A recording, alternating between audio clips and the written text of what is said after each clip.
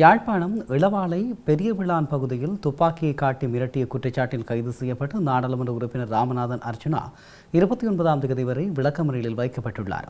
இன்று காலை கைது செய்யப்பட்ட அவர் மதியம் 12 மணியளவில் மல்லாகம் நீதவான் நீதிமன்றில் முன்னிலைப்படுத்தப்பட்டிருந்த நிலையில் வழக்கு விசாரணை நீண்ட நேரம் இடம்பெற்ற நிலையில் விளக்கமறியலில் வைக்கப்பட்டுள்ளார். இதனையடுத்து அவர் மல்லாகத்திலிருந்து யாழ்ப்பாணம் சிறைச்சாலைக்கு கொண்டு செல்லப்பட்டுள்ளார். யாழ்ப்பாணம் இளவாலை பெரியவிளான் பகுதியில் உள்ள காடியை நாடாளுமன்ற உறுப்பினர் ராமநாதன் அர்ச்சுனா நேற்று முன்தினம் சுத்தம் செய்ய முற்பட்ட நிலையில் குறித்த பகுதியில் தமது காணியும் இருப்பதாக தெரிவித்து சிலர் அவருடன் முரண்பாட்டில் ஈடுபட்டிருந்தனர். வாய் தர்க்கம் முற்றிய நிலையில் நாடாளுமன்ற உறுப்பினர் தனது கைத்துப்பாக்கியை காட்டி மிரட்டியமை தொடர்பிலான காணொலிகள் சமூக வலைதளங்களில் பகிரப்பட்டது.